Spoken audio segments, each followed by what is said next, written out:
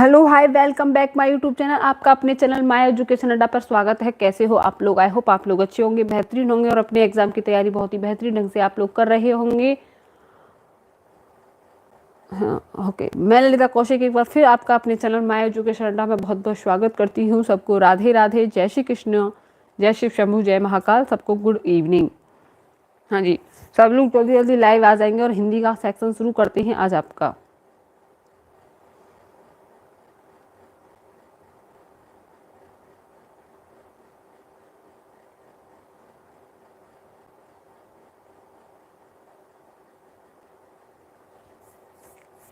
हाँ जी, सब लोग जल्दी जल्दी लाइव आ जाएंगे और आपके हम शुरू करेंगे हिंदी के मोस्ट इम्पोर्टेंट प्रश्न।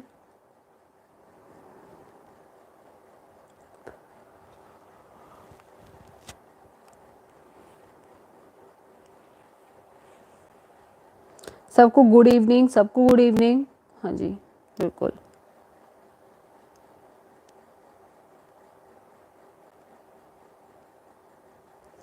प्रश्न नंबर फर्स्ट है आपका, विशेष क्षमता वाले बच्चों की कक्षा में लेखन कौशल के अभ्यास के लिए महत्वपूर्ण क्या है? बताएंगे। विशेष क्षमता वाले बच्चों की जो कक्षा होती है लेखन कौशल के अभ्यास के लिए महत्वपूर्ण क्या है? क्या मौलिक विचारों की मौलिकता सबसे महत्वपूर्ण है, या ऑप्शन नंबर बी है आपका शुद्ध वर्तनी का प्रयोग, या ऑप्शन नंबर डी है ऑप्शन नंबर सी है अलंकारिक भाषा का प्रयोग, या ऑप्शन नंबर डी है अक्षरों की सुंदरता का प्रयोग? बताएंगे। विशेष क्षमता वाले बच्चों की कक्षा में लेखन कौशल का अभ्यास करते समय या करने के लिए सबसे महत्वपूर्ण क्या है? हाँ जी, बताएंगे इसका आंसर।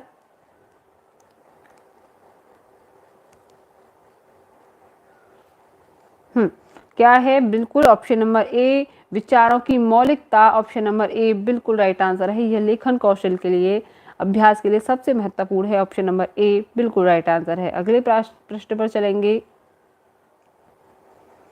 व्याकरण शिक्षण की अपेक्षाकृत बेहतर विधि कौन सी है? व्याकरण शिक्षण की अपेक्षाकृत क्या आगमन विधि सबसे बेहतर है, क्या निगमन विधि, क्या सूत्र विधि, या पुस्तक विधि? बताएंगे। व्याकरण शिक्षण की अपेक्षाकृत बेहतर विधि कौन सी है?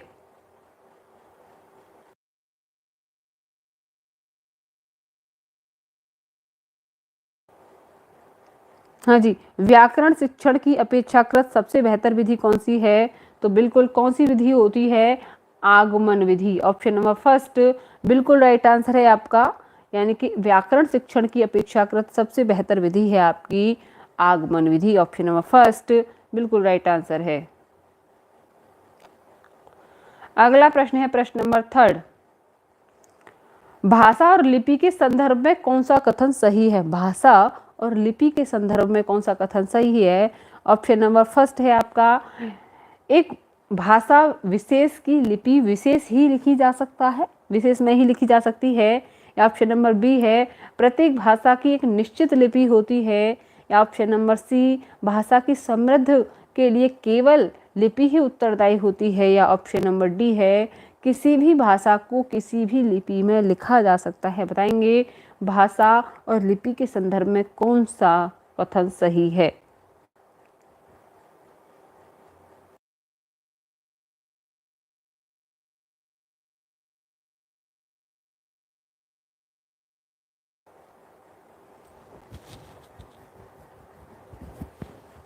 क्या आपकी एक भाषा एक ही लिपि में लिखी जाएगी? गलत बात है, एक ही लिपि में लिखी जा सकती। प्रत्येक भाषा की अपनी एक लिपि होती है, ठीक है? या केवल लिपि नहीं, किसी भी भाषा को हम किसी भी भाषा को किसी भी लिपि में लिख सकते हैं। ऑप्शन नंबर डी आपका बिल्कुल राइट आंसर है। Option number D. अगला प्रश्न है प्रश्न नंबर 4।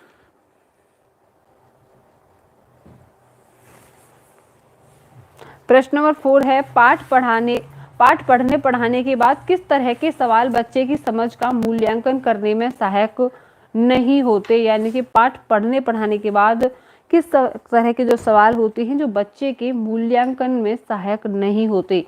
ऑप्शन नंबर फर्स्ट है यदि तो वाले प्रश्न, ये वाले, या ऑप्शन नंबर 2 है पढ़े गए पाठ से जोड़ते हुए अपने निजी अनुभवों को व्यक्त करने वाले प्रश्न, ऑप्शन नंबर थर्ड है क्यों कैसे वाले प्रश्न, या ऑप्शन नंबर डी है क्या शिक्षा मिलती है वाला प्रश्न बताएंगे। पाठ पढ़ाने के बाद किस तरह के सवाल बच्चों की समझ के मूल्यांकन करने में सहायक नहीं होते हैं। बताइए कौन सा वाला सही है।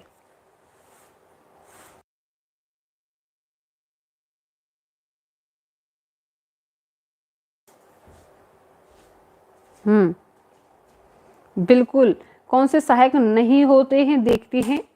यदि तुम वहां होते तो क्या करते, ये तो बच्चे का निजी अनुभव हो गया, बिल्कुल सही प्रश्न हो जाएगा।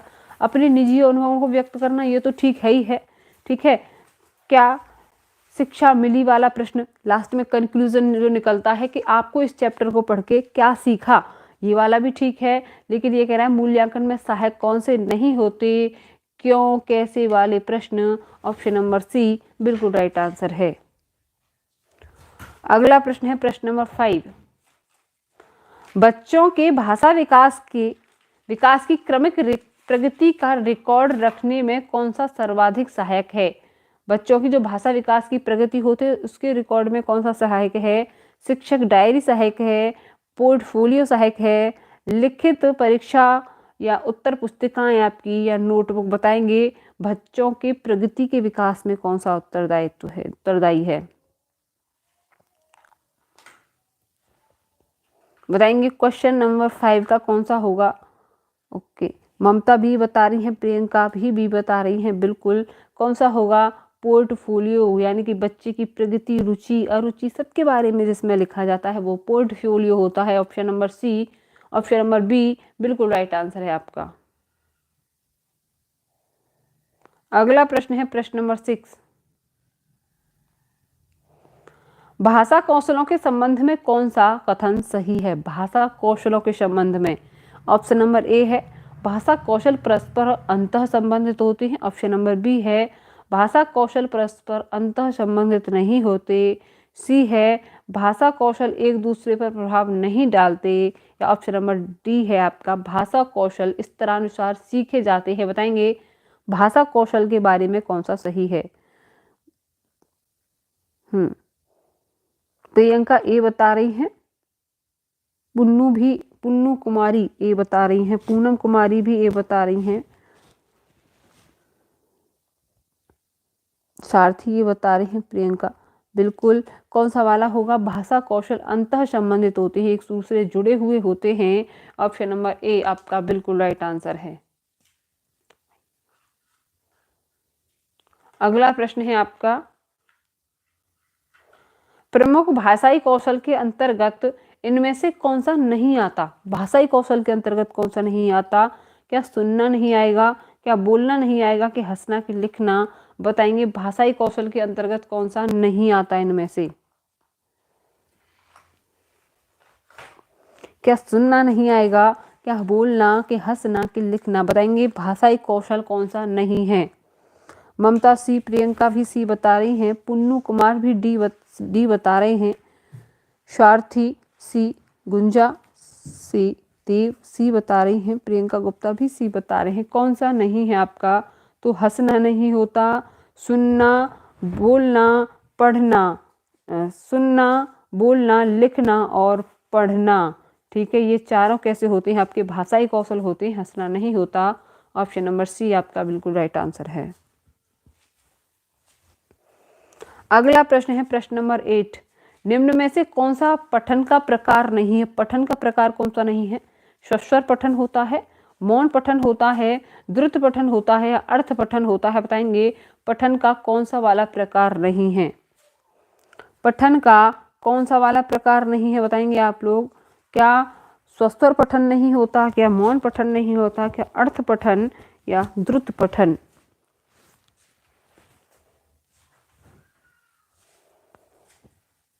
बिल्कुल सी बताया है ममता ने, बिल्कुल राइट आंसर है आपका। ठीक है, अर्थ पठन कोई नहीं होता, स्वस्वर पठन बोल बोल के पढ़ना, मौन पठन और मौन पठन का ही पाठ आपका द्रुत पठन होता है। ठीक है, मौन पठन का पार्ट होता है द्रुत पठन आपका। तो ऑप्शन नंबर सी अर्थ पठन कुछ नहीं होता, ऑप्शन नंबर सी आपका बिल्कुल राइट आंसर है। अगले प्रश्न पर चलेंगे, प्रश्न नंबर 9। पढ़ने को दैनिक जीवन की जरूरतों से जोड़ना यह किस भाषाई कौशल का उद्देश्य है? पढ़ने को दैनिक जीवन की जरूरतों से जोड़ना कौन से भाषाई कौशल का उद्देश्य है? क्या श्रवण कौशल का, या लेखन कौशल का, या बोलने के कौशल का, या पठन कौशल का? बताएंगे। पढ़ने को दैनिक जीवन की जरूरतों से जोड़ना कौन से कौशल से संबंधित है?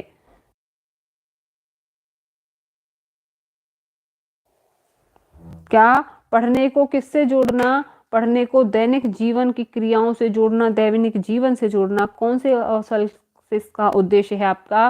क्या श्रवण कौशल का उद्देश्य है, क्या लेखन का, कि बोलने कौशल का, पठन कौशल का? बिल्कुल ऑप्शन नंबर डी, पठन कौशल का उद्देश्य होता है। पढ़कर अपने दैनिक जीवन से जोड़ लेना पठन कौशल का उद्देश्य है। ऑप्शन नंबर डी आपका बिल्कुल राइट आंसर है। अगले प्रश्न पर चलेंगे, प्रश्न नंबर 10। इनमें से खाली जगह अक्षर बोध की क्या कौन सी विधि नहीं है? अक्षर बोध की क्या वाक्य विधि नहीं है, कि प्रत्यक्ष विधि नहीं है, वर्ण विधि नहीं है, या ऑप्शन नंबर डी शब्द विधि नहीं है? बताएंगे इनमें से अक्षर बोध की कौन सी वाली विधि नहीं है?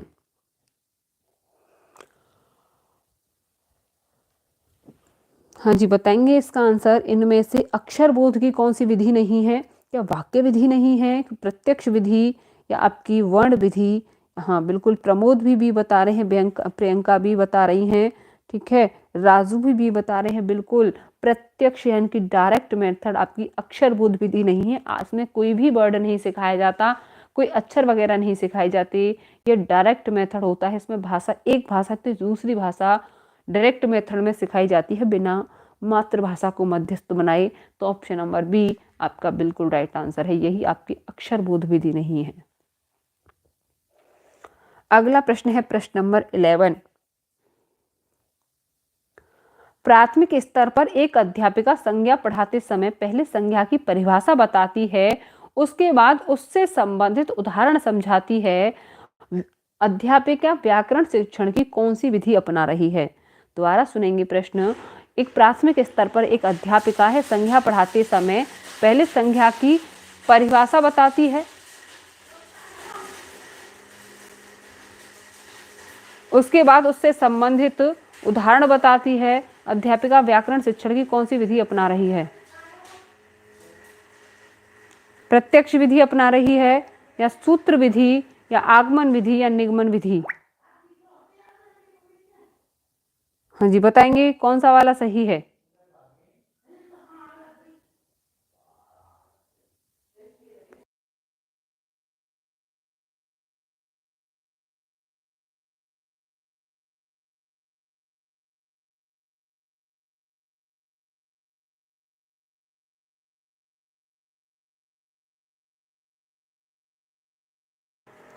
सब लोग बता रहे हैं सी सी सी सी सी, आगमन विधि। अरे भाई, संज्ञा पढ़ाते समय पहले संज्ञा का रूल, परिभाषा बता रही है वो। क्वेश्चन पढ़ लो अच्छे से, प्रश्न पढ़ लो, प्रश्न नहीं पढ़ाना अच्छे से। प्राथमिक स्तर पर एक अध्यापिका संज्ञा पढ़ाते समय संज्ञा की परिभाषा पहले बता रही है, उसके बाद उससे संबंधित उदाहरण देती है। अध्यापिका कौन सी विधि का यूज कर रही है? क्या भैया कौन सी वाली विधि का यूज कर रही है? क्या प्रत्यक्ष विधि का, कि सूत्र विधि का, कि आगमन विधि का, या निगमन विधि का? कौन सी वाली विधि का यूज कर रही है वो? पहले संज्ञा का क्या बता रही है वो? रूल बता रही है, तो निगमन विधि का यूज कर रही है। किसका रूल बता रही है? रूल टू एग्जाम्पल चल रही है। पहले परिभाषा बताई उसने, बाद में उदाहरण बताए, तो कौन सी वाली विधि यूज की उसने? निगमन विधि। ऑप्शन नंबर डी आपका बिल्कुल राइट आंसर है। आगमन विधि यानी कि पहले अगर एग्जाम्पल बताती, बाद में रूल बताती, तो वो कहाँ पे चलती? आगमन विधि पर। लेकिन उसने क्या कर दिया? पहले संज्ञा की परिभाषा बता दी, देन उसके बाद एग्जाम्पल बता दी। ऑप्शन नंबर डी बिल्कुल राइट आंसर है, ऑप्शन नंबर डी। अगला प्रश्न है प्रश्न नंबर 12। पठन कुशलता का मूल्यांकन करने के लिए आप क्या करेंगे? पठन कुशलता का मूल्यांकन करने के लिए आप क्या करेंगे? ऑप्शन नंबर फर्स्ट है पढ़ी गई सामग्री पर तथ्यात्मक प्रश्न पूछेंगे। ऑप्शन नंबर बी है पढ़ी गई सामग्री पर प्रश्न बनाएंगे।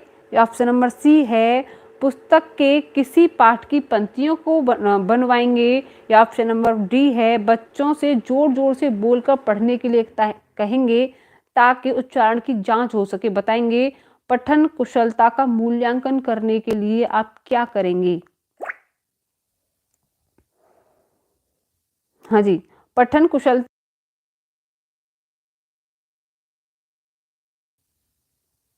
कुशलता का मूल्यांकन करने के लिए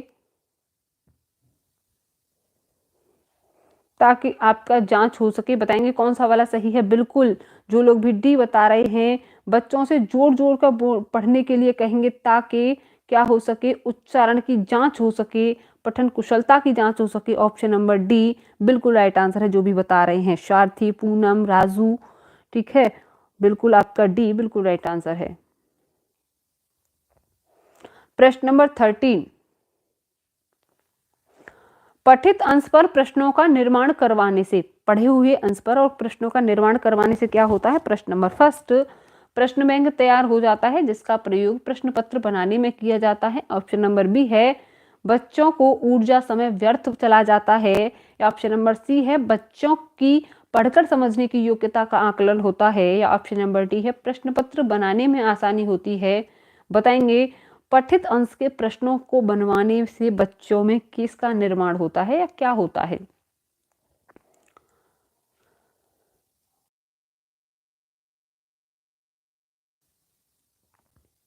बिल्कुल सैफ आलम बता रहे हैं, त्रिपुरारी सी बता रहे हैं, फरहा भी सी बता रही हैं, बिल्कुल सारथी सी बता रहे हैं, दिनेश हैं, गुंजा हैं, राजू। बिल्कुल कौन सा वाला पढ़कर समझने की योग्यता का आकलन होता है? ऑप्शन नंबर सी आपका बिल्कुल राइट आंसर है। अगला प्रश्न है आपका, प्राथमिक स्तर पर आधारभूत कौशल कौन सा है आपका? प्राथमिक स्तर पर क्या लिखना और बोलना, पढ़ना और लिखना, सुनना और बोलना, पढ़ना और सुनना? बताएंगे आप लोग प्राथमिक स्तर पर आधार यानी कि प्राथमिक स्तर पर आधारित कौशल कौन सा है आपका? हाँ जी, प्राथमिक स्तर पर जो आधारित कौशल है पीआरटी में बच्चे के लिए जो यूज होता है वो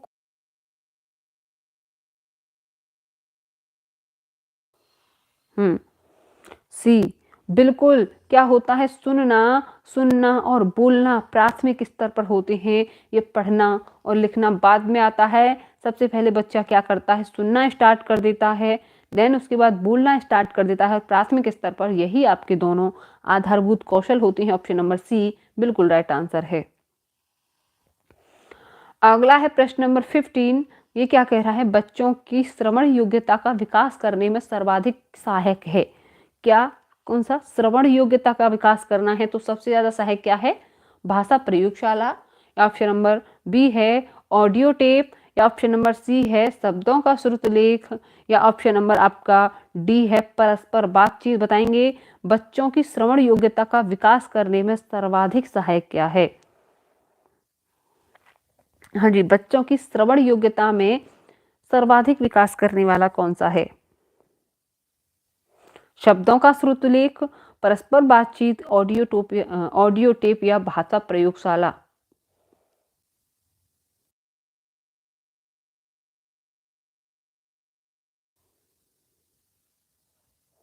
डी वाले बिल्कुल राइट आंसर बता रहे हैं, परस्पर बातचीत। इससे क्या होता है? आपका वाचन कौशल यानी कि जो बोलने वाला कौशल होता है उसका भी विकास होता है, श्रवण कौशल का भी विकास होता है। तो ऑप्शन नंबर डी आपका बिल्कुल राइट आंसर है, ऑप्शन नंबर डी। ठीक है, क्यों परस्पर बातचीत? अगर हम किसी की बात को, श्रवण कौशल का मतलब होता है अगर हम किसी से बात कर रहे हैं, उसकी बात को अगर हमने ढंग से सुना और अंतर्निहित किया, ठीक है, उसकी बात को सोच समझकर आंसर दिया, उससे ही तो श्रवण कौशल का विकास होगा। ऑप्शन नंबर डी आपका बिल्कुल राइट आंसर है। वेरी गुड गुंजा, सही बता रही हैं आप। ओके, प्रियंका भी सही बता रही हैं।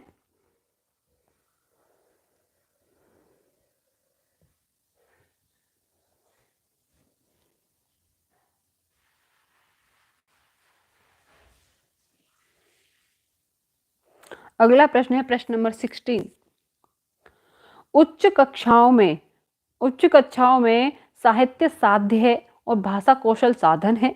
ऑप्शन नंबर बी है केवल छंद अलंकार को समझने का प्रयास करना ही भाषा शिक्षण का उद्देश्य है उच्च कक्षाओं में। ऑप्शन नंबर सी है भाषा कौशल साध्य है, और भाषा कौशल साध्य है, साधन है साहित्य। ऑप्शन नंबर डी है भाषा की पाठ्य पुस्तक अत्यंत महत्वपूर्ण है। बताएंगे उच्च कक्षाओं में क्या होता है, क्या साहित्य साध्य है, भाषा कौशल साधन है।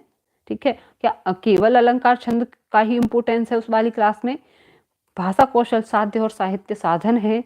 ऑप्शन नंबर डी भाषा की पाठ्य पुस्तक मोस्ट इंपोर्टेंट है। बताएंगे उच्च प्राथमिक कक्षाओं में।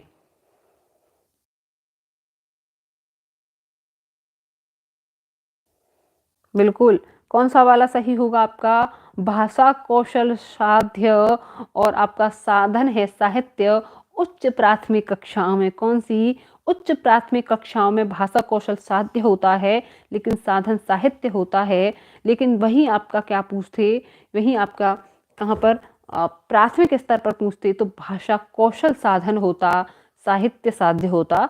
ठीक है, लेकिन उच्च प्राथमिक स्तर पर क्या है, भाषा कौशल साध्य और साधन साहित्य होता है। ऑप्शन नंबर सी बिल्कुल राइट आंसर है। हाँ जी,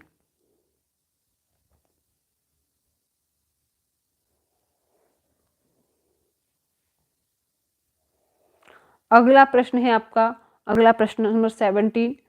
सपना अपनी कक्षा के बच्चों को मौखिक अभिव्यक्ति के अवसर देने के लिए अनेक क्रियाकलाप करती है। आप निम्नलिखित में से सबसे ज्यादा प्रभावी किसे मानते हैं। ऑप्शन नंबर ए विभिन्न परिस्थितियों में संवाद अदायगी करना। ऑप्शन नंबर 2 शब्दों को जोर जोर से बोलना। ऑप्शन नंबर सी कहानी को बोल कर पढ़ना। या ऑप्शन नंबर डी समाचार पत्र का वाचन। बताएंगे आप लोग, सपना अपनी कक्षा में क्या है, मौखिक अभिव्यक्ति को अवसर देना चाहती है। मौखिक अभिव्यक्ति को सबसे ज्यादा प्रभावी तरीका कौन सा होगा, बताएंगे आप लोग। त्रिपुरारी बता रहे हैं ए, गुंजा बी बता रही हैं, फरहा बता रही हैं ए, पूनम भी ए बता रही हैं, काजल बता रही हैं फर्स्ट का डी। ओके, सृष्टि शर्मा बता रही हैं ए बिल्कुल विभिन्न परिस्थितियों में संवाद अदायगी, यानी कि विभिन्न परिस्थितियों में अपनी बात का आदान प्रदान कर देना। ठीक है, या वाचन कर लेना या किसी से बात कर लेना किसी भी परिस्थिति में। ऑप्शन नंबर डी ए मन की विभिन्न परिस्थितियों में संवाद अदायगी, बिल्कुल ऑप्शन नंबर ए बिल्कुल राइट आंसर है।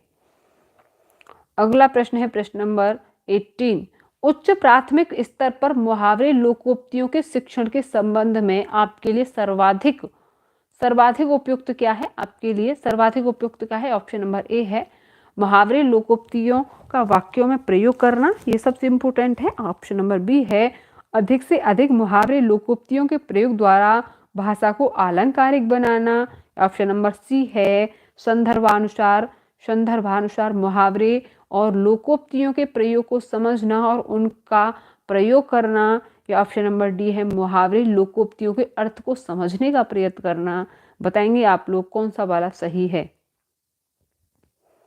हाँ जी, कौन सा वाला सही है, उच्च प्राथमिक स्तर पर मुहावरे और लोकोक्तियों के शिक्षण के संदर्भ में आपके लिए सर्वाधिक उपयुक्त कौन सा है। बिल्कुल सी सी सी, बिल्कुल सोनी सी बता रही हैं, जो लोग भी सैफ सी बता रहे हैं। ठीक है, जो लोग भी सी बता रहे हैं बिल्कुल राइट आंसर है उनका। ठीक है, संदर्भानुसार मुहावरे लोकोक्तियों के प्रयोग को समझना और उनका प्रयोग करना, ऑप्शन नंबर सी बिल्कुल राइट आंसर है। अगला प्रश्न है प्रश्न नंबर 19। व्याकरण शिक्षण की वह पद्धति अपेक्षाकृत अधिक उचित है जिसमें, ऑप्शन नंबर फर्स्ट है बच्चे नियमों को कंठस्थ कर लेते हैं।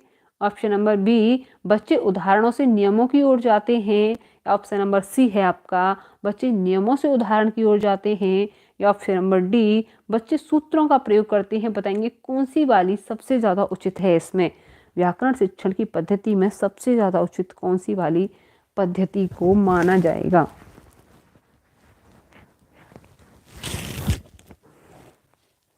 डी बच्चे सूत्रों का प्रयोग करते हैं, क्या उसको 90 का सी एमडी बता रहे हैं, बिल्कुल डिम्पल बता रही हैं बी। ठीक है, तो कौन सी वाली होती है सबसे ज्यादा इंपॉर्टेंट, इसमें से कौन सी आपको बाल केंद्रित विधि दिख रही है। अरे भैया मुझे तो ये ऑप्शन नंबर बी वाली उदाहरण से नियमों की ओर, यही व्याकरण से आपकी बच्चों बाल केंद्रित शिक्षण विधि दिख रही है। ऑप्शन नंबर 2 जो आपकी एग्जाम्पल टू रूल की तरफ चलती है, कौन सी, आगमन विधि। ये कौन सी वाली विधि है आपकी? आगमन विधि है। कौन सी? आगमन विधि। उदाहरण से नियमों की ओर व्याकरण शिक्षण की वह पद्धति अपेक्षाकृत अधिक उचित होती है जो आपकी एग्जाम्पल टू रूल चलती है, यानी कि पहले बच्चे को एग्जाम्पल, देन उसके बाद रूल के बारे में समझाया जाता है। तो option number B, example to rule, यानी कि पहले क्या है, बच्चे को दिल्ली, आगरा, मथुरा, ठीक है, बहुत सारे देशों सिटियों के नाम बता दिए जाएंगे, बहुत सारे शहरों के नाम बता दिए जाएंगे, देशों के नाम बता दिए जाएंगे, ऑस्ट्रेलिया, ठीक है, पाकिस्तान, अफगानिस्तान, मलेशिया, ठीक है, बहुत सारी जगहों के नाम बता दिए जाएंगे। उसके बाद क्या बताया जाएगा कि ये व्यक्तिवाचक संज्ञा के उदाहरण होते हैं, ठीक है। तो ये क्या होता है, आपकी एग्जाम्पल टू रूल चलती है। वो शिक्षक केंद्रित न होकर शिक्षार्थी केंद्रित, यानी कि छात्र केंद्रित विधि होती है आपकी आगमन विधि। ऑप्शन नंबर बी बिल्कुल राइट आंसर है। अगला प्रश्न है प्रश्न नंबर 20। भाषा के सतत और व्यापक मूल्यांकन का उद्देश्य है। भाषा के सतत और व्यापक मूल्यांकन का क्या उद्देश्य होता है? ऑप्शन नंबर फर्स्ट है बच्चों की सीखने की प्रक्रिया को समझकर उपयुक्त शिक्षण अधिगम प्रक्रिया अपनाना, क्या यह है? ऑप्शन नंबर बी है अगली कक्षा की प्रोन्नति करने हेतु साक्ष्य जुटाना। ऑप्शन नंबर सी है बच्चों की त्रुटियों की पहचान करना, या ऑप्शन नंबर डी मूल्यांकन की परंपरा का निर्वाह करना। बताएंगे भाषा की सतत और व्यापक मूल्यांकन का क्या उद्देश्य होता है? हाँ जी नेहा, बिल्कुल राइट आंसर बता रही हैं आप, ठीक है। क्या उद्देश्य है? बच्चों की सीखने की प्रक्रिया को समझकर, ठीक है, उपयुक्त शिक्षण अधिगम प्रक्रिया अपनाना, यही आपका सतत और व्यापक मूल्यांकन का उद्देश्य होता है, ठीक है। बच्चों को अंक देने के लिए, प्रोन्नति करने के लिए, इन सब के लिए नहीं होता। ऑप्शन नंबर ए बिल्कुल राइट आंसर है आपका, ठीक है। बिल्कुल सतत मूल्यांकन आपका क्लास के बीच में ही होता है, ठीक है, लेकिन यह वाला मूल्यांकन आपका छमाही पर, तिमाही पर, साल में होता है। आपका व्यापक मूल्यांकन होता है, बड़े स्तर पर होता है। जो सतत मूल्यांकन होता है आपका क्लास के बीच में ही हो जाता है। दोनों ही बच्चे की प्रगति को जानने के लिए होते हैं, बच्चे का, ठीक है, दोनों ही बच्चे के जो अधिगम में सुधार करने के लिए होते हैं, बच्चे की प्रगति को जानने के लिए होते हैं कि बच्चा चल कैसा रहा है। ऑप्शन नंबर ए बिल्कुल राइट आंसर है। अगला प्रश्न हुआ प्रश्न नंबर 21। 21 क्या कह रहा है? हिंदी भाषा के सतत और व्यापक मूल्यांकन के संदर्भ में कौन सा कथन उचित नहीं है? हिंदी भाषा के सतत और व्यापक मूल्यांकन के संदर्भ में कौन सा कथन उचित नहीं है? ऑप्शन नंबर ए है आपका यह बताता है कि बच्चे को किस तरह की मदद की जरूरत है। क्या आपकी सतत और व्यापक मूल्यांकन से कौन सा उचित नहीं है बताना है। या आपका ऑप्शन नंबर 2 है यह बच्चे के संदर्भ में ही मूल्यांकन करता है। या ऑप्शन नंबर सी यह बच्चे को उत्तीर्ण अनुत्तीर्ण श्रेणियों में विभाजित करने में विश्वास रखता है। या ऑप्शन नंबर डी है सतत और व्यापक मूल्यांकन बच्चे की सीखने की क्षमता के तरीके के बारे में जानकारी देता है। बताएंगे आप लोग हिंदी भाषा के सतत और व्यापक मूल्यांकन के संदर्भ में कौन सा कथन आपका उचित नहीं है इनमें से जो मैंने अभी बोले हैं आपके सामने। हाँ जी, क्या आपको अभी क्लैरिटी नहीं आई है? जो लोग बी और ए बता रहे हैं कौन सा उचित नहीं है हिंदी भाषा के सतत और व्यापक मूल्यांकन के संदर्भ में कौन सा उचित नहीं है आपका? क्या यह बच्चों की हर तरह की किसी भी तरह की ज़रूरत को पता लगाने में मदद करता है? बिल्कुल करता है। ये पता लगाने में मदद करता है कि बच्चे को पढ़ने में कहाँ प्रॉब्लम आ रही है, कहाँ प्रॉब्लम नहीं आ रही है, इसकी जानकारी देता है। बच्चे के संदर्भ में ही मूल्यांकन करता है। और क्या बच्चे के संदर्भ में ही मूल्यांकन करेगा? ठीक है, सतत और व्यापक मूल्यांकन क्या पेरेंट्स का होता है या पेरेंट्स के बारे में देगा? नहीं देगा भाई, बच्चों के बारे में देता है, बच्चों का ही होगा ना, बच्चों का ही होगा जब बच्चों का मूल्यांकन हो रहा है। सही बात है, ये भी सही बात है। सतत और व्यापक मूल्यांकन बच्चों की सीखने की क्षमता के बारे में जानकारी देता है, ये भी बिल्कुल सही बात है। ठीक है, कौन सा उचित नहीं है? तो यही उचित नहीं है। उत्तीर्ण अनुत्तीर्ण करना, इसमें ही बच्चा विश्वास नहीं रखता, ये आपका सतत और व्यापक मूल्यांकन, यही आपका उचित नहीं है। ऑप्शन नंबर सी वाले बिल्कुल राइट आंसर बता रहे हैं आप लोग। ऑप्शन नंबर सी बिल्कुल राइट आंसर है आपका। ओके, आगे प्रश्न पर चलेंगे। प्रश्न नंबर 22।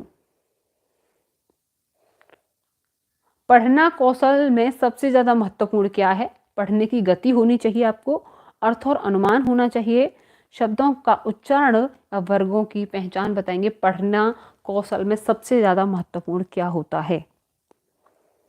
क्या पढ़ने की गति सबसे ज्यादा महत्वपूर्ण होती है, अर्थ और अनुमान? सबसे पहले आया है प्रियंका का आंसर, देन उसके बाद सैफ बता रहे हैं सी, पूनम भी बता रही हैं एमडी, भी ए बता रहे हैं एमडी।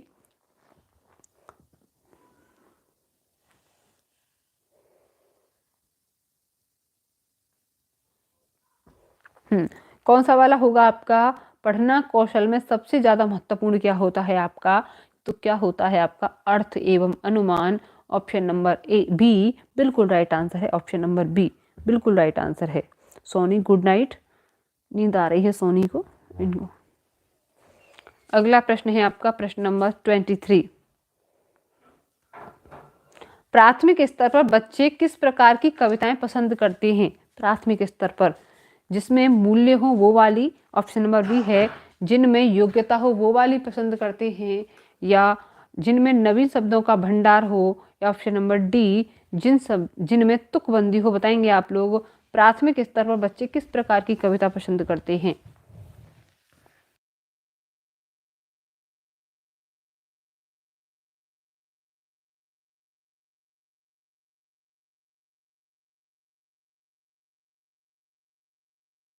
हाँ जी बिल्कुल। कैसी कविताएं पसंद करते हैं? नवीन शब्द भंडार वाली, अरे भैया तुकबंदी वाली, गायन वाली, लयबद्ध वाली कविताएं पसंद करते हैं, नहीं करते? बिल्कुल ऑप्शन नंबर डी बिल्कुल राइट आंसर है। नवीन शब्दों के भंडार हो, जिसमें छोटे बच्चे हैं, प्राथमिक स्तर वाले बच्चे हैं, क्या नवीन भंडार वाली समझ पाएंगे? तुकबंदी वाली बिल्कुल, जो चीज गा के बोली जाती है, ठीक है, वो वाली कविताएं बच्चे ज्यादा पसंद करते हैं प्राथमिक स्तर पर। देखिए नहीं आपने, तुकबंदी का मतलब है यहाँ पर गा के बोलने वाली, ठीक है, सस्वर वाचर वाली। ऑप्शन नंबर डी बिल्कुल राइट आंसर है। सैफ कह रहे हैं मैम आपका लाइव क्लास का मेरे पास नोटिफिकेशन नहीं, आपने बेल आइकन नहीं प्रेस किया होगा, आप बेल आइकन प्रेस कर लें सैफ, ठीक है। अगला प्रश्न देखेंगे, प्रश्न नंबर 24।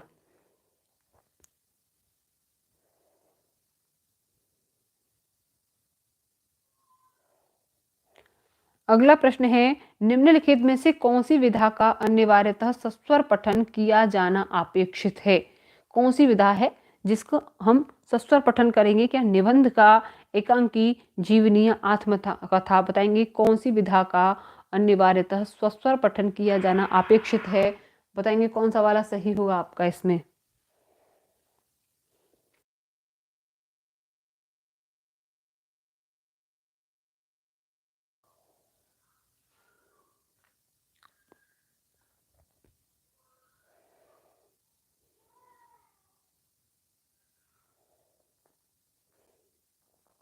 बिल्कुल, किसका?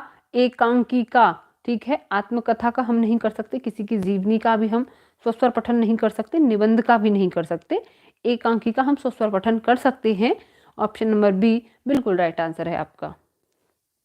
बी सही बता रहे हैं आप लोग। अगला प्रश्न है प्रश्न नंबर 25। भाषा कौशलों के बारे में कौन सा कथन सही है? भाषा कौशलों के बारे में क्या? ऑप्शन नंबर ए है भाषा के कौशलों में से केवल पढ़ना लिखना महत्वपूर्ण है, या ऑप्शन नंबर 2 है भाषा के मूल रूप से कौशलों में केवल सुनना बोलना ही महत्वपूर्ण है, या ऑप्शन नंबर आपका सी है भाषा के कौशलों में केवल क्रमबद्ध रूप से ही सीखे जाते हैं, या ऑप्शन नंबर डी भाषा के कौशल परस्पर अंतः संबंधित होते हैं। बताएंगे भाषा कौशलों में कौन सा सही है आपका? हाँ जी, गुड इवनिंग पलक, बताएंगे आप लोग कौन सा वाला सही है आपका भाषा कौशलों के बारे में? बिल्कुल प्रियंका डी, सृष्टि भी डी बता रही हैं, अनूप डी बता रहे हैं, शुभा हैं, एमडी हैं, नेहा हैं, तिरुपति हैं, बिल्कुल राजू हैं। कौन सा वाला सही है आपका? डी, भाषा कौशल अंतः संबंधित होते हैं सब। बिल्कुल ऑप्शन नंबर डी बिल्कुल राइट आंसर है। अगला प्रश्न है प्रश्न नंबर 26। भाषा शिक्षण की किस विधि में मातृभाषा को मध्यस्थ नहीं रखा जाता है? कौन सी वाली विधि में? क्या व्याकरण विधि में नहीं रखा जाता, क्या सूत्र विधि में, क्या अनुवाद विधि में, या प्रत्यक्ष विधि में? बताएंगे भाषा शिक्षण की किस विधि में मातृभाषा को मध्यस्थ नहीं रखा जाता? हाँ जी डी, अब्दुल डी बता रहे हैं, बिल्कुल। कौन सा वाला सही है आपका? बताएंगे आप लोग। पलक डी बता रही हैं, डिम्पल हैं, बिल्कुल। कौन सा वाला सही होगा आपका? प्रत्यक्ष विधि में, यानी कि जो डायरेक्ट मेथड होता है आपका, उसमें मातृभाषा को मध्यस्थ नहीं बना के डायरेक्ट वाली दूसरी लैंग्वेज सिखाते हैं। ठीक है, जैसे आपको इंग्लिश सीखनी है, जैपनीज या चाइनीज कोई भी अदर लैंग्वेज सीखनी है, तो इसमें क्या है, पहले हमें हिंदी में बता के उस बात का मीन्स नहीं बताया जाएगा, जो इंग्लिश हो, ठीक है, उस बात का मीन्स नहीं बताया जाएगा, डायरेक्ट, यानी कि डायरेक्ट आपको वो वाली भाषा सिखाई जाएगी बिना किसी चीज़ की हिंदी बताए हुई। तो ऑप्शन नंबर डी बिल्कुल राइट आंसर है। अगला प्रश्न है प्रश्न नंबर 27, व्याकरण के ज्ञान का मुख्य उद्देश्य क्या है? व्याकरण के ज्ञान का ऑप्शन नंबर फर्स्ट है आपका व्याकरणिक बिंदुओं की परिभाषा याद कराना है, ऑप्शन नंबर बी है भाषा प्रयोग में अतिशुद्धतावादी होना, या ऑप्शन नंबर थर्ड व्याकरण के तत्वों की सूची बनाना, या ऑप्शन नंबर डी है भाषा प्रयोग में व्याकरण का ध्यान रखना। बताएंगे आप लोग व्याकरण के ज्ञान का मुख्य उद्देश्य क्या है? ममता बता रही है डी, बिल्कुल डिम्पल भी बता रही है 26 का भी। ओके, हम 27 पे चल रहे हैं, आपकी क्लास लेट चलती है क्या? बिल्कुल, कौन सा वाला सही होगा? ऑप्शन नंबर डी भाषा प्रयोग में व्याकरण का ध्यान रखना, ऑप्शन नंबर डी बिल्कुल राइट आंसर है आपका। अगले प्रश्न पर चलेंगे। अगला प्रश्न है प्रश्न नंबर 28, भाषा में आकलन करते समय आप किसे सबसे कम महत्व देंगे? सबसे कम महत्व किसको देंगे? क्या प्रश्नों के उत्तर लिखने को सबसे कम महत्व देंगे? क्या प्रश्नों के निर्माण को सबसे कम महत्व देंगे? क्या परिचर्चा को या सृजनात्मक लेखन को? बताएंगे भाषा आकलन में सबसे कम महत्व किसको देंगे? हाँ जी, सबसे कम महत्व किसको देंगे भाषा के आकलन करते समय आप? बिल्कुल, ए प्रशांत का सबसे पहले आया है, देन उसके बाद सृष्टि डी बता रही हैं, अब्दुल भी बी बता रहे हैं, सुनीता बता रही है बी।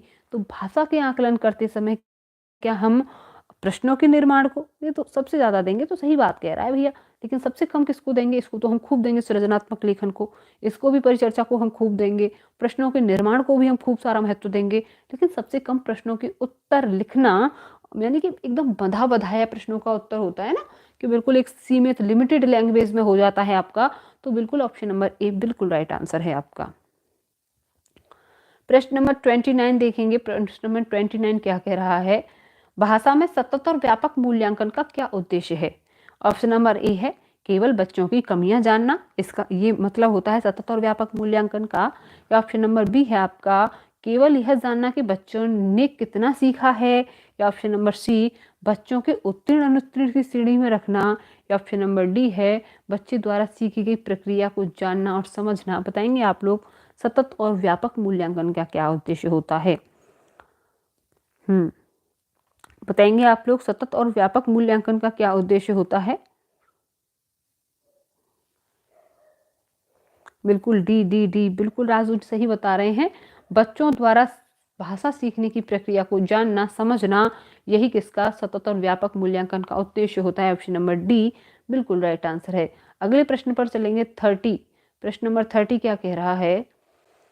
बच्चों में सृजनात्मक अभिव्यक्ति का विकास करने के लिए सर्वश्रेष्ठ विधि है।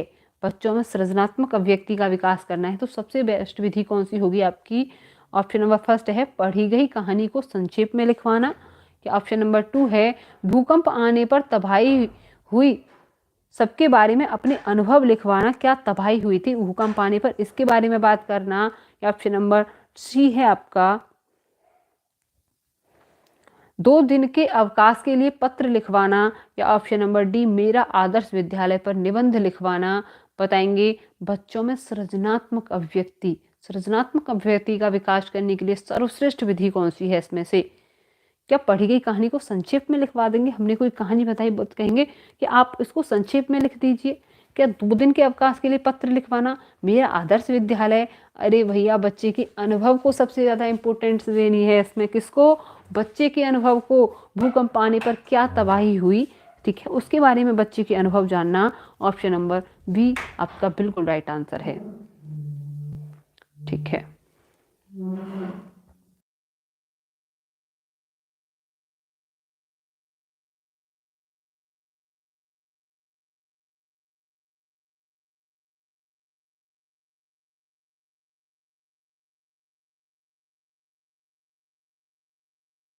हाँ जी, अगला प्रश्न है आपका प्रश्न नंबर फर्स्ट।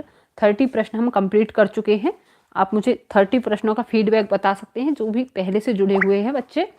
ठीक है, 30 प्रश्न हम कंप्लीट कर चुके हैं और फर्स्ट से हम दोबारा स्टार्ट कर सकते हैं। आप 30 प्रश्नों का मुझे फीडबैक बता सके हैं, आपने 30 में से कितने सही किए हैं।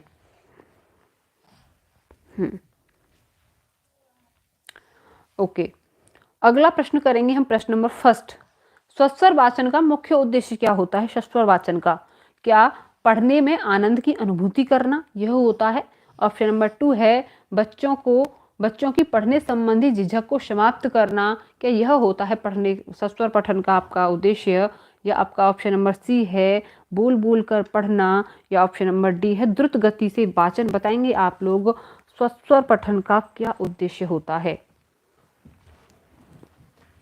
बिल्कुल, जो लोग भी बिल्कुल गुंजा के बहुत अच्छे नंबर हैं, 28-30 में से, बहुत बढ़िया, वेरी गुड। हाँ जी, कौन सा वाला है आपका? जितने भी 57 देख रहे हैं आप लोग, मुझे लास्ट में जाके फीडबैक बताएंगे कि आपने 30 में से कितने सही किए हैं। अब हम 30 प्रश्न दोबारा करेंगे, फर्स्ट से लेकर 30 हम कर चुके हैं, फर्स्ट से लेकर 30 और करेंगे, तो आप लोग मुझे अपना फीडबैक बताएंगे कि कितने सही कर पा रहे हैं आप। ठीक है, हाँ जी, अपने आप को भी अपनी कहते हैं ना, अपनी जांच करते रहना चाहिए हमें कि हम अपनी तैयारी को कितनी क्लैरिटी दे रहे हैं। बिल्कुल, जो लोग भी बता रहे हैं बिल्कुल राइट आंसर है। बच्चों को पढ़ने संबंधी झिझक को समाप्त करना, यही स्वस्वर वाचन का उद्देश्य होता है। ऑप्शन नंबर बी आपका बिल्कुल राइट आंसर है। अगला प्रश्न है प्रश्न नंबर 2। भाषा की कक्षा में समाचार पत्र पत्रिकाओं का उपयोग यह सुनिश्चित करता है कि।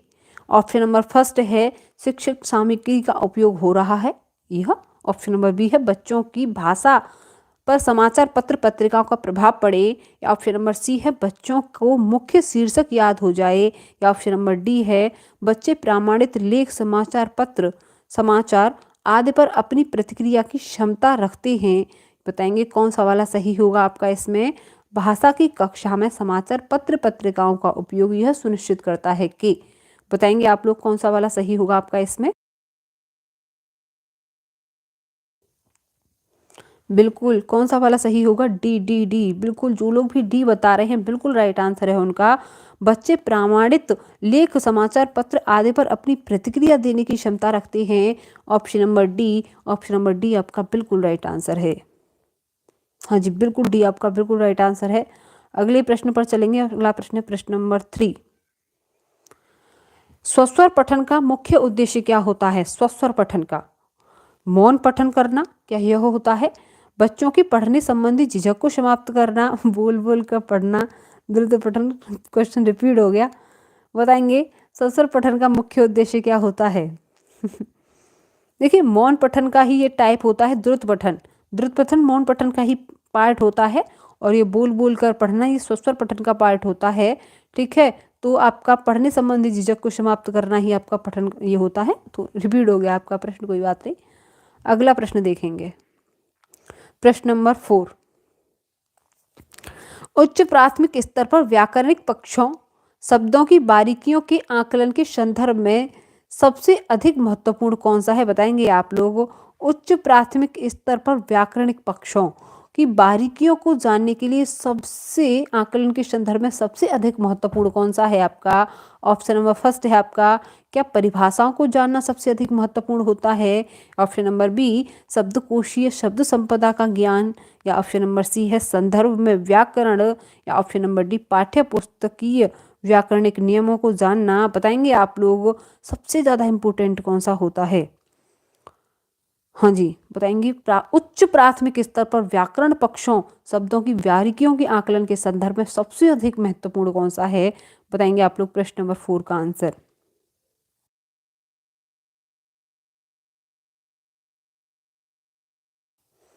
बिल्कुल, कौन सा वाला होगा? सी सी सी। बिल्कुल, जो लोग भी सी बता रहे हैं, पूनम है, हाँ जी, राजू भी बता रहे हैं, अब्दुल डी बता रहे हैं, जूही सी बता रही हैं। बिल्कुल, जो लोग भी सी बता रहे हैं, आरडी सी बता रहे हैं।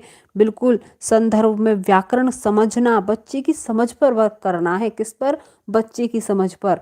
ठीक है, जो भी बच्चे की समझ पर वर्क करेगा ना, ये समझ लीजिए सी टेट उसको समझ जाएगा। ऑप्शन नंबर सी बिल्कुल राइट आंसर है आपका। अगला प्रश्न है प्रश्न नंबर 5। संदर्भ में व्याकरण का शैक्षिक निहितार्थ क्या है? संदर्भ में व्याकरण का शैक्षिक निहितार्थ क्या है? ऑप्शन नंबर फर्स्ट है आपका व्याकरण पाठ के संदर्भ में सिखाया जाता है। ऑप्शन नंबर 2 है पाठ के संदर्भ में व्याकरण जानना जरूरी नहीं है।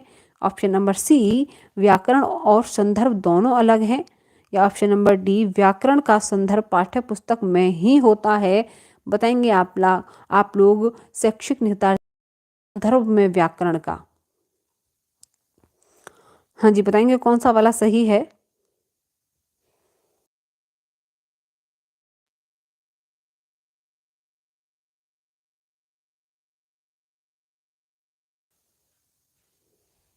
हाँ जी, बिल्कुल बताएंगे संदर्भ में व्याकरण का शैक्षिक निहितार्थ क्या है? क्या व्याकरण सिर्फ पाठ्य पुस्तक में होगा? क्या व्याकरण और संदर्भ दोनों अलग अलग होंगे? पाठ के संदर्भ में व्याकरण जानना जरूरी नहीं है या व्याकरण पाठ के संदर्भ में ही सिखाया जाता है? बिल्कुल ऑप्शन नंबर ए बिल्कुल राइट आंसर है आपका। व्याकरण को पाठ के संदर्भ में ही सिखा दिया जाता है। ठीक है, बच्चे को अलग से व्याकरण नहीं पढ़ाया जाता। ऑप्शन नंबर ए बिल्कुल राइट आंसर है आपका। अगला प्रश्न है आकलन। ऑप्शन नंबर ए मूलतः शिक्षक केंद्रित होता है क्या? ऑप्शन नंबर बी है आपका केवल यह बताता है कि बच्चे ने क्या नहीं सीखा है। ऑप्शन नंबर सी है भाषा सीखने सिखाने की प्रक्रिया का अभिन्न अंग है। ऑप्शन नंबर डी पाठ समाप्ति पर ही किया जाता है। बताएंगे आप लोग आकलन कब होता है? हाँ जी, आकलन के विषय में आप लोग बताएंगे कि आकलन क्या है।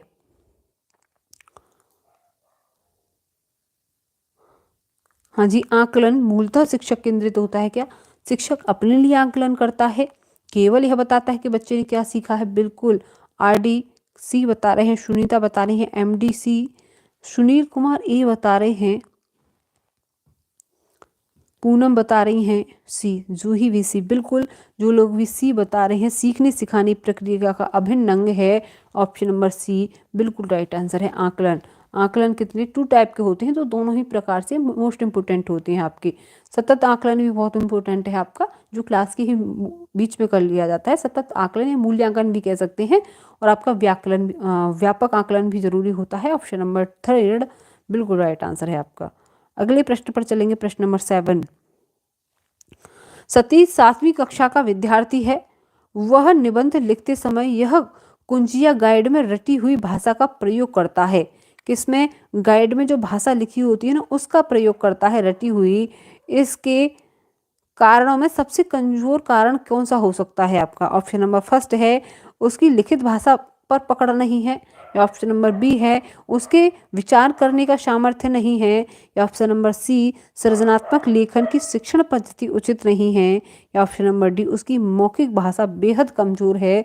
बताएंगे आप लोग निबंध लिखते समय क्या करता है? वो उत्तर कुंजी गाइड से रटी हुई भाषा का प्रयोग कर देता है, मतलब बिल्कुल गाइड को छाप देता है नोटबुक में निबंध लिखते टाइम। तो वो बच्चे को प्रॉब्लम क्या है, उसके कमजोर होने का क्या कारण हो सकता है?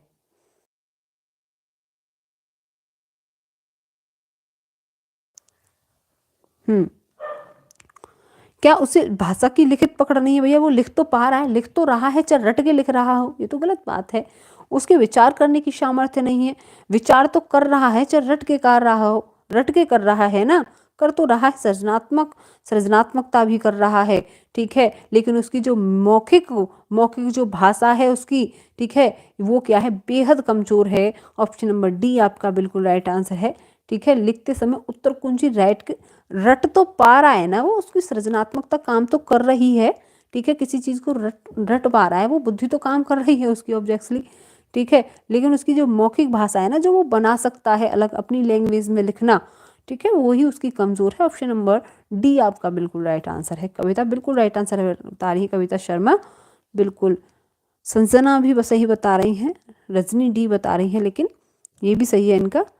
हाँ जी बिल्कुल, सृष्टि भी डी बता रही हैं।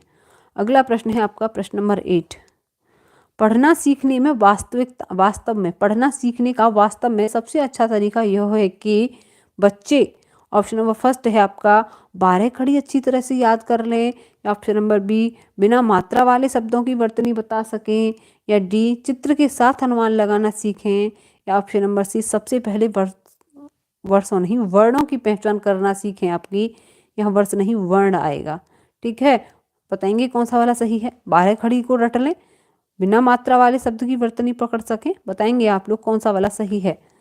हाँ जी, प्रिंस गुप्ता बता रहे हैं 8 का सी, रजनी सी बता रही हैं, कविता शर्मा डी बता रही हैं पढ़ना सीखने का वास्तव में सबसे सही तरीका क्या है। हाँ जी, सबसे पहले वर्णों की पहचान करना। ठीक है, वर्तनी, बिना मात्रा वाले वर्तनी शब्द बता सकें, बिल्कुल चित्र के साथ अनुमान लगाना सीखें बच्चे, यही पढ़ने का सबसे बड़ा उद्देश्य होता है। ऑप्शन नंबर सी बिल्कुल राइट आंसर है आपका। अगला प्रश्न है आपका, पढ़ना कौशल में खाली जगह सर्वाधिक महत्वपूर्ण क्या है। द्रुत गति से पढ़ना या आपका उच्चारण की शुद्धता सबसे ज्यादा इंपॉर्टेंट है, क्या अर्थ ग्रहण करना या लिपि चिन्हों की जानकारी, बताएंगे आप लोग पढ़ना कौशल में सर्वाधिक महत्वपूर्ण क्या है। हाँ जी, पढ़ना कौशल में सर्वाधिक महत्वपूर्ण क्या है आपका, बताएंगे आप लोग इसका आंसर। 9 का सी बिल्कुल सही बात है। यानी कि कह सकते हैं जो हमने खाया है वो पच गया तो वो बढ़िया था खाना। ठीक है, अगर जो नहीं पचा वो बेकार था। ठीक है, यानी कि तेज पढ़ लो, धीमे पढ़ लो, द्रुत गति से पढ़ लो, कैसे भी पढ़ लो, लेकिन जो हमें पढ़ा हुआ अगर समझ में ही नहीं आया तो पढ़ा हुआ काम का किसका। तो अर्थ ग्रहण करना पढ़ना कौशल में सबसे इम्पोर्टेंट होता है, अर्थ ग्रहण करना। जो चीज़ हमने पढ़ी है वो हमारी समझ में आ जाए, वही सबसे बढ़िया है। ऑप्शन नंबर सी बिल्कुल राइट आंसर है आपका। ये बात बच्चों के ऊपर नहीं, आपके ऊपर भी लागू होती है कि आप जितना पढ़ रहे हैं ना, जितना पढ़ रहे हैं ये आपकी समझ में आना चाहिए। ठीक है, कहते हैं ना कि बहुत सारा 10-15 बुकों को पढ़ लें आप और समझ में कुछ ना आए तो कोई फायदा नहीं होता। और कहते हैं ना एक बुक पढ़ लें, कोई सी भी बुक पढ़ लो एक, और वही आपकी अच्छी तरह से समझ में आ गई ना, समझ में बिठा लिया आपने, तो वही आपकी सीटेट को क्वालिफाइड करा लेगी। ठीक है, हाँ जी, बताएंगे एकांकी पाठों का सर्व प्रमुख उद्देश्य क्या है। एकांकी पाठों का ऑप्शन नंबर ए है एकांकी लिखना सिखाना, ऑप्शन नंबर बी है एकांकी की समीक्षा करने सिखाना, या ऑप्शन नंबर सी है एकांकी विधा से परिचित कराना, या ऑप्शन नंबर डी है विभिन्न संदर्भों में संवाद बोलने की क्षमता का विकास करना। बताएंगे एकांकी पाठों का सर्व प्रमुख उद्देश्य क्या है। बिल्कुल 10 का डी डी डी डी, बिल्कुल जो लोग भी डी बता रहे हैं, विभिन्न संदर्भों में संवाद बोलने की क्षमता का विकास करना। ऑप्शन नंबर डी बिल्कुल राइट आंसर है आपका। अगले प्रश्न पर चलेंगे, प्रश्न नंबर 11, बहुभाषिकता क्या होती है। ऑप्शन नंबर ए शिक्षण अधिगम प्रक्रिया को बाधित करती है क्या आपकी बहुभाषिकता। ऑप्शन नंबर बी है बच्चों के संज्ञानात्मक विकास में सहायक होती है। ठीक है, ऑप्शन नंबर सी है कक्षा में क्षेत्रीयता को बढ़ावा देती है, या ऑप्शन नंबर डी है बच्चों के भाषाई विकास में बाधक होती है। बताएंगे आप लोग बहुभाषिकता क्या होती है। हाँ, आज कराई थी मैंने एसएसटी की क्लास हुई, तो ऐसा हुआ था, उसमें कुछ नेटवर्क इश्यू आ गया था तो क्लास अच्छे से नहीं हो पाई है। लेकिन हाँ, मैंने आज एसएसटी के कुछ क्वेश्चन प्रैक्टिस कराई थी। ठीक है, लगभग 30 प्रश्न थे अबव। आज पहली क्लास थी एसएसटी की आपकी, लेकिन उसमें कुछ नेटवर्क इश्यू की वजह से ना क्लास वो चल नहीं पा रही थी अच्छे से। ठीक है, हाँ, तो बताएंगे बहुभाषिकता का मतलब क्या है। यह क्षेत्रीय भाषा को बढ़ावा देगी, ठीक है, या बच्चों के भाषाई विकास में बाधक है, या बच्चे के संज्ञानात्मक विकास में सहायक है। बिल्कुल जो लोग भी बी बता रहे हैं बिल्कुल राइट आंसर है। क्या ये बाधित भी नहीं करती है, क्षेत्रीयता को भी बढ़ावा नहीं देती है, कक्षा में क्षेत्रीयता को बढ़ावा। एक मिनट रुकिए जरा। हाँ जी, क्षेत्रीयता को यानी कि अलग अलग करना, यानी कि तू अलग मैं अलग। क्षेत्रीयता को भी बढ़ावा नहीं देती कि मलयालम वाले अलग बोलेंगे और हिंदी वाले अलग बोलेंगे, क्षेत्रीय भाषा को भी नहीं बढ़ा देगी। विकास में बाधक भी नहीं होती, ये किसी चीज़ में बाधक नहीं होती, बच्चों की संज्ञानात्मकता में विकास करती है। यानी कि इसको हम क्या मान सकते हैं, साधन मान सकते हैं, साधन के रूप में यूज़ कर सकते हैं। ऑप्शन नंबर बी आपका बिल्कुल राइट आंसर है, बच्चों के संज्ञानात्मक विकास में सहायक होती है। ऑप्शन नंबर बी बिल्कुल राइट आंसर है आपका। अगला प्रश्न है प्रश्न नंबर 12, हिंदी भाषा के प्रश्न पत्र में आप किस प्रश्न को सर्वाधिक उचित मानते हैं। हिंदी भाषा के प्रश्न पत्र में ऑप्शन नंबर फर्स्ट है विशेषणों के कितने और कौन से भेद होते हैं इसको, या ऑप्शन नंबर बी प्रत्ययों की परिभाषा लिखिए इसको, या ऑप्शन नंबर सी है सर्वनाम के भेदों को उदाहरण सहित स्पष्ट कीजिए, या ऑप्शन नंबर डी है लेखक ने पहाड़ों पर होने वाली बारिश का वर्णन एक अलग तरीके से किया है। आप बारिश संबंधी अपना अनुभव, एक मिनट रुकिए, अनुभव लिखिए। क्या इस तरह से कर सकते हैं, बताएंगे आप लोग। हिंदी भाषा के प्रश्न पत्र में आप सर्वाधिक उचित किसे मानेंगे? क्या इसको विशेषणों के भेद पूछ लेंगे, क्या प्रत्ययों की परिभाषा पूछ लेंगे, क्या सर्वनाम के भेद पूछ लेंगे? ऑप्शन नंबर डी लेखक ने पहाड़ों में होने वाली बारिश का वर्णन किया है अपने तरीके से। आप बारिश के संबंध में अपना अनुभव लिखिए, ठीक है, या इसको सबसे ज़्यादा इंपॉर्टेंट मानेंगे? बिल्कुल, जो लोग भी डी बता रहे हैं 12 का बिल्कुल राइट आंसर है उनका, ऑप्शन नंबर डी बिल्कुल राइट आंसर है। अगला प्रश्न है प्रश्न नंबर 13।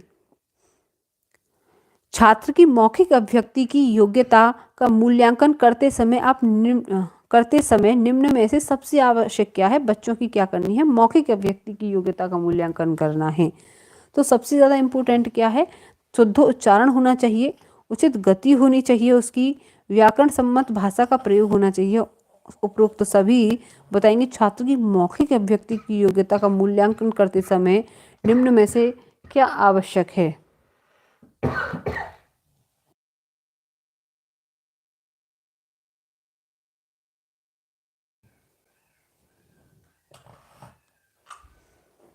डी डी डी 13 का डी बता रहे हैं सब लोग। देखिए सबसे ज़्यादा तो इम्पोर्टेंट है अभिव्यक्ति में बच्चे को कितना समझ में आ रहा है, वो कितना अच्छे से बोल पा रहा है ये, लेकिन हमें इनमें देखना है, ठीक है। क्या उचित गति, बच्चा तेज तेज पढ़ेगा तभी भाषा अच्छी होगी मौखिक अभिव्यक्ति? नहीं भैया, उचित गति नहीं होनी चाहिए, जो वो बोल रहा है ना वो उसकी समझ में आनी चाहिए, यानी कि जो बोल पा रहा है जिससे वो संप्रेषण कर रहा है उसकी समझ में वो अभिव्यक्ति आनी चाहिए। उचित गति, व्याकरण सम्मत भाषा का प्रयोग, क्या वो व्याकरण संबंध भाषा का प्रयोग करेगा तभी उसका, ठीक है, तभी वो होगा। व्याकरण नहीं, वो मातृभाषा का प्रयोग भी कर सकता है। मौखिक अभिव्यक्ति की योग्यता का मूल्यांकन करते समय सबसे आवश्यक ना तो व्याकरण भाषा का प्रयोग है, ना उचित गति है, शुद्ध उच्चारण, यानी कि वो जो अपनी बात को कह रहा है ना, जो अभिव्यक्ति कर रहा है वो दूसरे को एकदम अच्छे से समझ में आनी चाहिए, वो सबसे ज़्यादा बेस्ट होता है। आप ऑल ऑफ दिस, ये कोई सरकारी ऑप्शन नहीं है जो आपने डी पकड़ लिया, ऑल ऑफ दिस ये कोई सरकारी ऑप्शन थोड़ा ही ना है कि कुछ नहीं समझ में आ रहा तो डी को पकड़ लीजिए, डी के पैरों को। नहीं, समझने की कोशिश करिए। व्याकरण सम्मत भाषा का प्रयोग अभिव्यक्ति के लिए नहीं चलेगा, ठीक है, वो भी प्राथमिक स्तर पर बात हो रही है हमारी पीआरटी लेवल पर, ठीक है। उचित गति, शुद्ध उच्चारण का भी प्रयोग करेगा वो बच्चा तो भी ठीक है, ऑप्शन नंबर ए बिल्कुल राइट आंसर है। लेकिन देखिए सबसे ज़्यादा अगर इनमें से कोई नहीं होता तो वो लगाती मैं, ठीक है, लेकिन इसमें शुद्ध उच्चारण है, ये दोनों तो नेगेटिव पॉइंट हैं ही हमारे, तो ऑप्शन नंबर ए लगा देंगे, ठीक है। अगला प्रश्न है आपका प्रश्न नंबर 14। श्रवण कौशल को विकसित करने के लिए उपयुक्त प्रणाली कौन सी है आपकी? क्या आपकी व्याख्या प्रणाली है, तुलना प्रणाली, गीत प्रणाली या खेल प्रणाली? बताएंगे। श्रवण कौशल का विकास करना है उसके लिए सबसे उपयुक्त प्रणाली कौन सी है? श्रवण कौशल,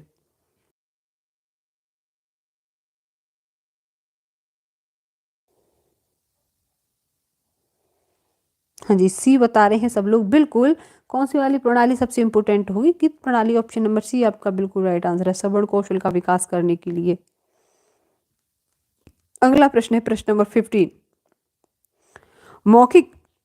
मौखिक अभिव्यक्ति का विकास करने का सशक्त माध्यम क्या है? मौखिक अभिव्यक्ति का क्या विद्यालय पत्रिका है, क्या नाटक है, क्या वाद विवाद है, क्विज कार्यक्रम है? बताएंगे। मौखिक अभिव्यक्ति का विकास करने का सबसे सही तरीका कौन सा है आपका? बताएंगे। प्रश्न नंबर 15 का आंसर आप लोग।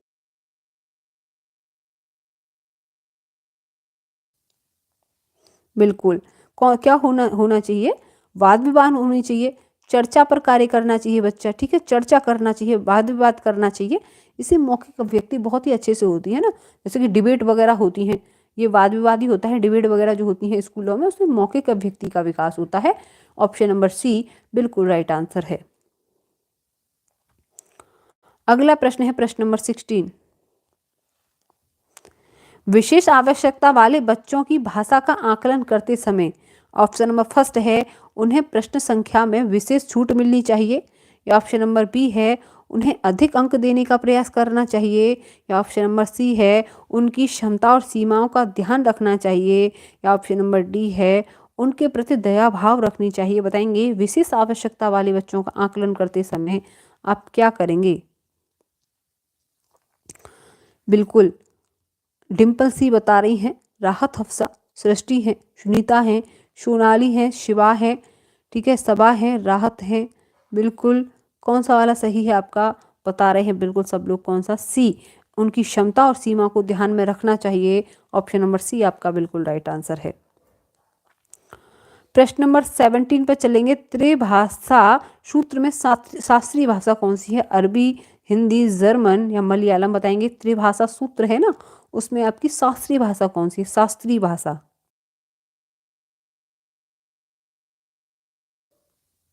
हाँ जी, त्रिभाषा सूत्र में शास्त्रीय भाषा कौन सी है? डिम्पल ए बता रही हैं, प्रिंस बी बता रहे हैं बिल्कुल 17 का ए। बिल्कुल, त्रिभाषा सूत्र में जो शास्त्रीय भाषा है ना वो अरबी है। ऑप्शन नंबर ए आपका बिल्कुल राइट आंसर है। अगले प्रश्न पर चलेंगे, प्रश्न नंबर 18। प्रश्न नंबर 18 क्या कह रहा है? आप 7वीं कक्षा की अध्यापिका हैं, आपकी कक्षा में विभिन्न भाषाओं को बोलने वाले विद्यार्थी हैं। यह स्थिति आपकी कक्षा में क्या करेगी? आप 7वीं क्लास की टीचर हैं और आपकी क्लास में बहुत सारी भाषाओं को बोलने वाले बच्चे हैं, तो आप इस क्लास को कैसी क्लास मानेंगी? यह भाषा जो कैसे किस रूप में कार्य करेगी? क्या संसाधन के रूप में वर्क करेगी ये? क्या ऑप्शन नंबर बी है बच्चों की पृथक अस्मिता का निर्माण करने में सहायक होगी, या आपका विभिन्न भाषिक संरचना को जानने के अवसर उपलब्ध कराती है, या ऑप्शन नंबर डी है आपका उपयुक्त सभी? बताएंगे।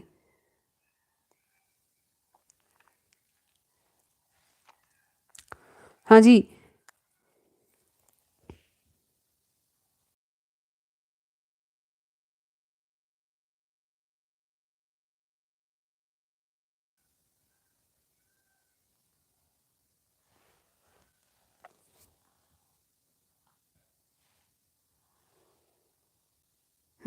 बच्चों की पृथक अस्मिता का निर्माण करने में सहायक होगी। क्या क्या संसाधन के रूप में वर्क करेगी? विभिन्न भाषिक संरचनाओं को जानने के अवसर उपलब्ध कराती है। बिल्कुल, ऑप्शन नंबर ए आपका बिल्कुल राइट आंसर है, संसाधन के रूप में वर्क करेगी। ठीक है, बच्चों की पृथक अस्मिता का निर्माण करने में सहायक होगी। बच्चों की जो पृथक अस्मिता है यानी कि बच्चे की जो अलग अलग भाषाएं हैं, ठीक है, उनको निर्माण करने में सहायक होगी। बिल्कुल होगी भैया, सहायता करेगी बच्चों की अस्मिता का निर्माण करने में भी। विभिन्न भाषिक संरचनाओं को जानने के अवसर भी उपलब्ध कराएगी। ऑप्शन नंबर डी जो लोग भी बता रहे हैं बिल्कुल राइट आंसर है उनका। ठीक है, पृथक अस्मिता का मतलब ये नहीं है कि बच्चों को ही अलग कर देना, इसका मतलब ये मत समझना आप लोग। पृथक अस्मिता का मतलब होता है बच्चों की अलग अलग भाषाओं का निर्माण करने में सहायक होगी। बिल्कुल, ऑप्शन नंबर बी भी सही है आपका, ए भी सही है, संसाधन के रूप में तो बहुभाषिकता वर्क करती ही करती है। ठीक है, ये भी सही है आपका, विभिन्न भाषिक संरचनाओं को जानने के अवसर मिलेंगे। ठीक है, ऑप्शन नंबर डी आपका बिल्कुल राइट आंसर है। जो लोग भी डी बता रहे हैं बिल्कुल सही है उनका। ठीक है, डिम्पल बिल्कुल आपका डी सही है।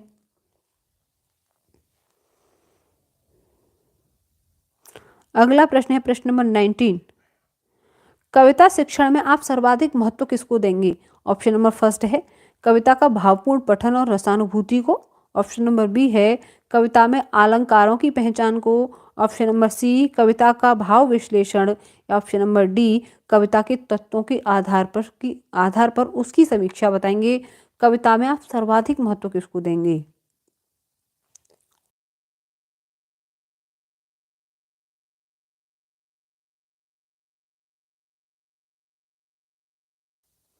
बिल्कुल बताएंगे।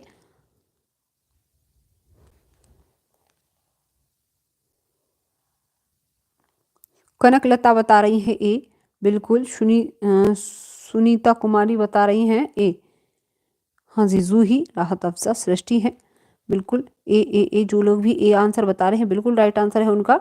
कविता का भावपूर्ण पठन और रसानुभूति यही सर्वाधिक महत्व होगा। ऑप्शन नंबर ए आपका बिल्कुल राइट आंसर है। प्रश्न नंबर 20। भाषाई कौशलों यथा सुनना, बोलना, पढ़ना, लिखना का विकास किस कक्षा में पूर्ण हो जाना चाहिए? बताएंगे आप लोग।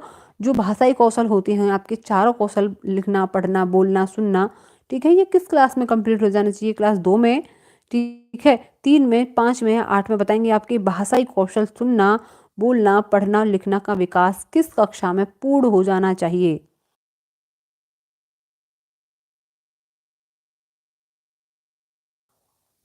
हाँ जी, क्या क्लास 2 में, क्या 3 में, या 5 में, या 8 में?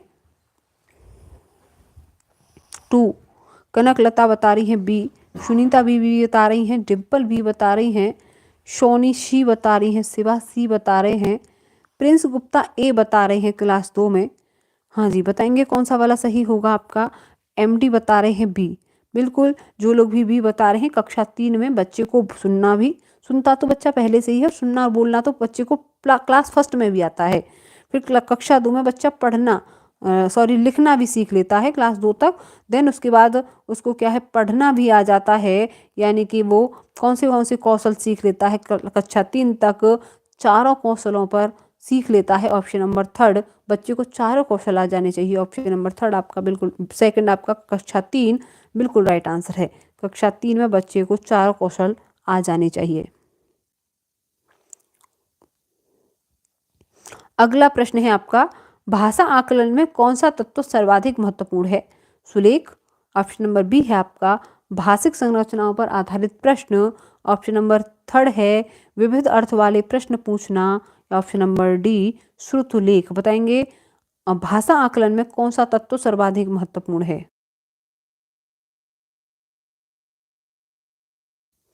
बिल्कुल, बताएंगे कौन सा वाला सही है आपका? सी। बिल्कुल, जो लोग भी सी बता रहे हैं, विविध अर्थ वाले प्रश्न पूछना भाषा आकलन में सबसे ज्यादा महत्वपूर्ण रखते हैं। ऑप्शन नंबर सी बिल्कुल राइट आंसर है आपका। अगला प्रश्न है प्रश्न नंबर 22। भाषा आकलन करने के बाद महत्वपूर्ण सोपान होना चाहिए, यानी कि आपने बच्चे की भाषा आकलन किया, देन उसके बाद आपको क्या करना चाहिए? ऑप्शन नंबर फर्स्ट है आपका आकलन से प्राप्त आंकड़ों के आधार पर बच्चों के अभिभावकों से विचार विमर्श करना। ऑप्शन नंबर बी है आंकड़ों को सहेज कर रखना। ऑप्शन नंबर सी आंकड़ों को तत्काल नष्ट कर देना। या ऑप्शन नंबर डी है आंकड़ों का पुनः परीक्षण करना। बताएंगे भाषा आकलन करने के बाद कौन सा सोपान होना चाहिए? बिल्कुल, ए बिल्कुल, जो लोग भी सही बता रहे हैं। देखिए, आंकड़ों का पुनः परीक्षण ये वो वगैरह वगैरह नहीं, ये इसके बारे में हम पीटीएम में बच्चों से बातें कर सकती हैं, उनके टीचर से, यानी कि पेरेंट्स टीचर मीटिंग होती है, ठीक है, तो बिल्कुल उसमें बातें हो सकती हैं, किसके बारे में? बच्चों के विचार विमर्श कर सकते हैं। बिल्कुल, ऑप्शन नंबर ए हमें बिल्कुल राइट आंसर होगा आपका। निगमन विधि क्या होती है आपकी? मनोवैज्ञानिक विधि है निगमन विधि, अमनोवैज्ञानिक विधि है, कुछ कह नहीं सकते इसके बारे में, या इनमें से कोई नहीं? बताएंगे जो आपकी निगमन विधि होती है वो कैसी होती है? निगमन विधि के जो आपके प्रतिपादक हैं वो एरिस्टोटल साहब हैं, अरस्तु साहब हैं, ठीक है। कौन? अरस्तु जी हैं, ठीक है, अरस्तु साहब हैं आपके। और ये आगमन निगमन विधि किसने दी थी? दोनों ही, आगमन आगमन और निगमन विधि को दोनों के प्रतिपादक अरिस्टोटल साहब हैं आपके। कौन से? बताएंगे निगमन विधि क्या है आपकी?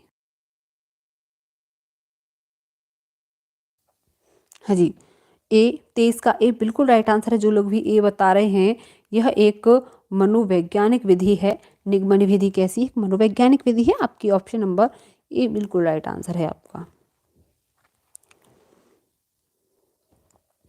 अगला प्रश्न है आपका, वाक्य विश्लेषण के शिक्षण हेतु उपयुक्त विधि क्या होती है? वाक्य विश्लेषण, ऑप्शन नंबर फर्स्ट है आपका आगमन विधि, निगमन विधि, गीत अभिनय विधि, या उपरोक्त सभी। बताएंगे वाक्य विश्लेषण के शिक्षण हेतु उपयुक्त विधि कौन सी है?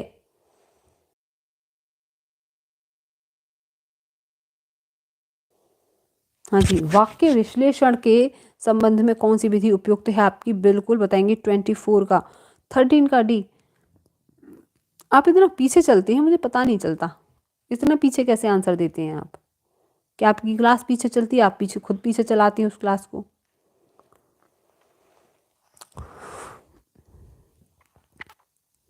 हम्म तो वाक्य विश्लेषण हेतु कौन सी विधि सबसे उपयुक्त है? तो आपकी आगमन विधि सबसे ज्यादा। देखिए, आगमन विधि मिल जाए ना आपको, वही इंपॉर्टेंट होती है, वही लगानी है आपकी। ठीक है, अगर आपको कोई क्वेश्चन समझ में ना आ रहा हो किसी विधि से संबंधित और आपको आगमन विधि उसमें दिख रही हो तो वही लगा देना। पर ऐसा मत कर देना कि पूछ रहा हो एग्जाम्पल रूल टू एग्जाम्पल विधि चल रही है तो अब तब भी आगमन लगाया हो, तब नहीं लगानी। प्रश्न पढ़ना है लेकिन समझ में ना आए तो आप आगमन विधि को चूज कर सकते हो। ठीक है, वाक्य विश्लेषण में कौन सी वाली विधि हम आगमन विधि का यूज करेंगे, पहले एग्जाम्पल्स बताएंगे। ठीक है, वाक्य विश्लेषण करते समय, देन उसके बाद रूल्स बता देंगे। ऑप्शन नंबर फर्स्ट आपका बिल्कुल राइट आंसर है। अगला प्रश्न देखेंगे, प्रश्न नंबर 25। भाषा के आधारभूत कौशल कौन से कौशल? ऑप्शन नंबर ए क्रमबद्ध रूप से चलते हैं। ऑप्शन नंबर बी हमेशा अर्जित किए जाते हैं। ऑप्शन नंबर सी सर्वथा पृथक होते हैं। ऑप्शन नंबर डी अंतः संबंधित होते हैं। बताएंगे भाषा के जो आधारभूत कौशल होते हैं, ये समझ लो इसमें से तो एक प्रश्न बनना ही बनना है। कौशल में से तो मैं 99 नहीं 100% कह सकती हूँ एक प्रश्न तो बनेगा ही बनेगा।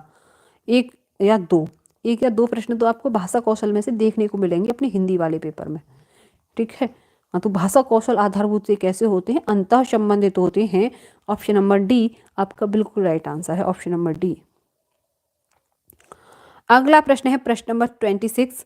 शिक्षक की स्वयं की भाषा प्रयोग की कुशलता है। शिक्षक की स्वयं की भाषा प्रयोग की कुशलता है कैसी? ऑप्शन नंबर ए बच्चों के भाषा प्रयोग के लिए आदर्श रूप प्रस्तुत करती है। ऑप्शन नंबर बी है बच्चों के भाषा प्रयोग पर कोई प्रभाव नहीं डालती है। ऑप्शन नंबर सी बच्चों का अलंकारिक भाषा प्रयोग के लिए प्रेरित करती है।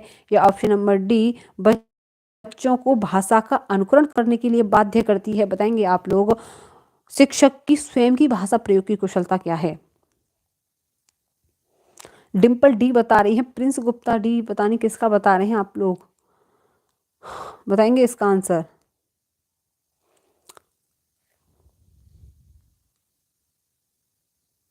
राजस्थानी ए बता रहे हैं, सुनीता सी, जतिन ए बता रहे हैं, सुनाली बता रही हैं ए।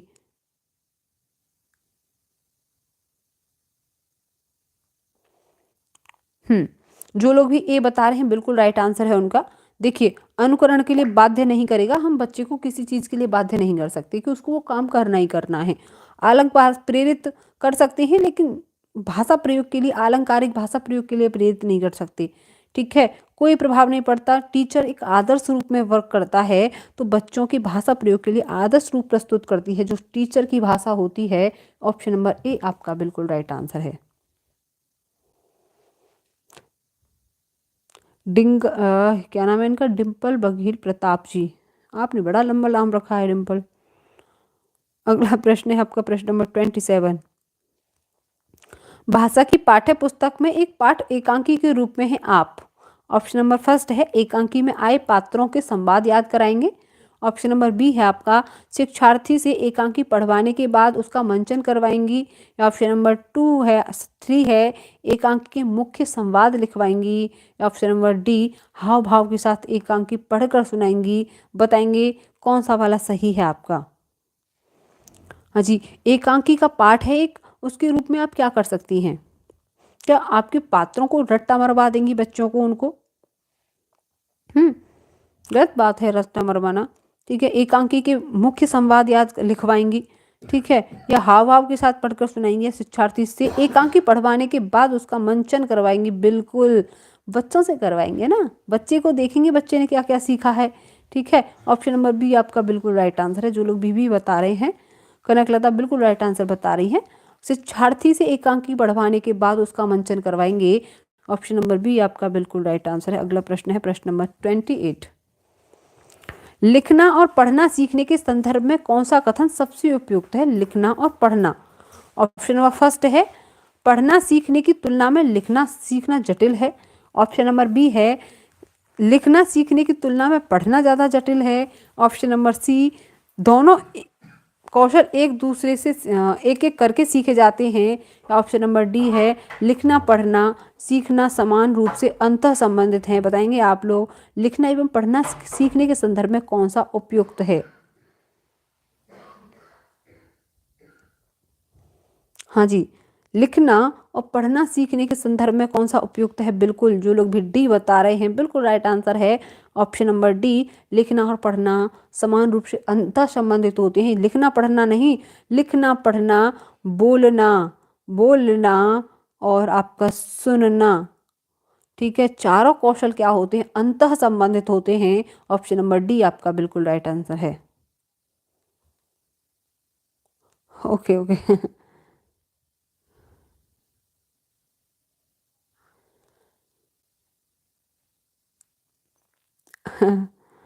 कोई बात नहीं, मैं तो कह रही थी मैं कि ये प्रताप जी लिख के भेजती हैं बार बार, या इनके नाम के पीछे ही लिख रहा है, बस ये कंफर्म करना चाह रही थी मैं तो। ऑप्शन नंबर प्रश्न नंबर 29 है, मौखिक भाषा के आकलन का सर्वोत्तम तरीका है। ऑप्शन नंबर फर्स्ट है किताब पढ़वाना, अंत्याक्षरी। ऑप्शन नंबर सी प्रश्नों के तयशुदा उत्तर देना, यानी कि जो फिक्स उत्तर हैं उनको देना, या अनुभव बांटने व बातचीत करना। बताएंगे कौन सा वाला सही है? मौखिक भाषा के आकलन का सर्वोत्तम तरीका क्या है? किताब पढ़वाना है, अंत्याक्षरी खिलवाना है बच्चे से, प्रश्नों के तयशुदा यानी कि जो फिक्स आंसर होते हैं उनको देना है, या आपका अनुभव बांटना या बातचीत करना है। डी प्रिंस गुप्ता, राणा बता रहे हैं, शिवा बता रहे हैं, राहत बता रहे हैं, और ये आपका अमृता, अमृता, अमृता, संदीप, नेहा। बिल्कुल कौन सा वाला सही है? ऑप्शन नंबर डी, अनुभव बांटना व बातचीत करना। ऑप्शन नंबर डी आपका बिल्कुल राइट आंसर है। आपका ऑप्शन नंबर 30, प्रश्न नंबर 30 है, सतत मूल्यांकन का निहितार्थ क्या होता है? सतत मूल्यांकन का ऑप्शन नंबर ए है बच्चों के भाषा प्रयोग का निरंतर अवलोकन करना। ऑप्शन नंबर बी बच्चों के परीक्षा संबंधी भय को समाप्त करना, या ऑप्शन नंबर सी है आपका प्रतिदिन परीक्षाएं लेना, या ऑप्शन नंबर डी हर महीने परीक्षाएं लेना। बताएंगे आप लोग सतत मूल्यांकन का निहितार्थ क्या है? हाँ जी, बताएंगे प्रश्न नंबर 30 का सतत मूल्यांकन का निहितार्थ क्या है? क्या आप सतत मूल्यांकन का निहितार्थ भाषा प्रयोग का निरंतर अवलोकन करेंगे, या आप क्या करेंगे? हम्म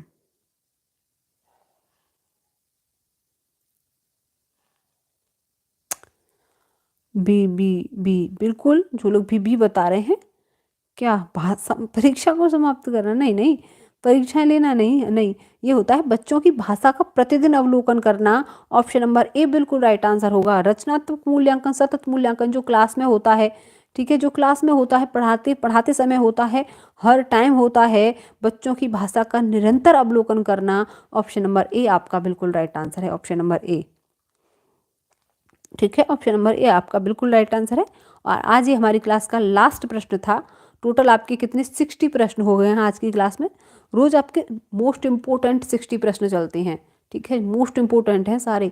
ठीक है, मतलब मैं 100% कह सकती हूँ इसमें से आपको जितने भी प्रश्न आपको चलते हैं ना, कम से कम 10 से 15 प्रश्न, 10 से 15 प्रश्न तो सेम डिक्टो देखने को मिल जाएंगे आपके पेपर में। ठीक है, हाँ जी, आप बताएंगे, फीडबैक बताएंगे मुझे अपना, कितने प्रश्न आप 30 में से सही कर पाए हैं। पिछले तो कुछ बच्चे लेट हो जाते हैं कभी कभी। और जिनके पास नोटिफिकेशन नहीं जाता है ना, वो बेल आइकन को प्रेस कर लें। ठीक है, जिनके पास नोटिफिकेशन नहीं जाता है वो, हाँ 24 नंबर काफ़ी अच्छे हैं सोनी आपके। हाँ, आपके अच्छे नंबर हैं। हाँ जी, वेलकम सबको,